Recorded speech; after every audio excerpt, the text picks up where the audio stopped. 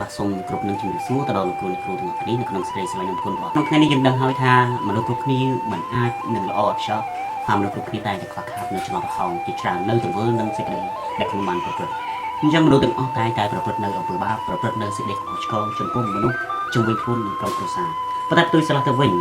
បើសិនជាកាលណាដែលយើងទុកចិត្តដល់ព្រះនោះគឺយើងទទួលបាននៅសេចក្តីបំពេញចន្លោះខ្វះខាតទាំងនោះដែរដោយដែលនៅក្នុងព្រះគម្ពីររ៉ូមចំពុកទី3ខ23បានប្រាប់ថាគ្រប់គ្នាធ្វើបាបផាត់មកដល់សេចក្តីដល់ព្រះដូច្នេះមនុស្សណាម្នាក់ក៏មិនសុចរិតដែរហើយមនុស្សតែតែមានសេចក្តីខ្វះខាតនិងសេចក្តីខកឆ្គងឆ្គងចំពោះព្រះជាម្ចាស់ប៉ុន្តែបើសិនជាយើងនៅជាមួយព្រះហើយយើងជឿទុកចិត្តដល់ព្រះនោះព្រះគម្ពីរលូកាចំពុកទី1ខ50បានចែងមកថាទ្រង់មានសេចក្តីមេត្តាករុណាដល់គ្រប់ទាំងដំណរមនុស្សដែលគេកោតខ្លាចដល់ព្រះយេហូវបាទដូច្នេះបើសិនជាកាលណាដែលយើងកោតខ្លាចដល់ព្រះនោះព្រះជាម្ចាស់បានសន្យាថាព្រះអង្គនឹងបាទផ្ដល់នៅសេចក្តីមេត្តាករុណាដល់គ្រប់ទាំងដំណរនៃមនុស្សដូច្នេះហើយសេចក្តីខ្វះខាតនោះទ្រង់នឹងបំពេញឲ្យហើយសេចក្តីណាដែលឆ្គងឆ្គងនោះទ្រង់នឹងបំពេញដែរបាទទ្រង់នឹងបំបត្តិដែរដូច្នេះសូមបងប្អូនទាំងគ្នា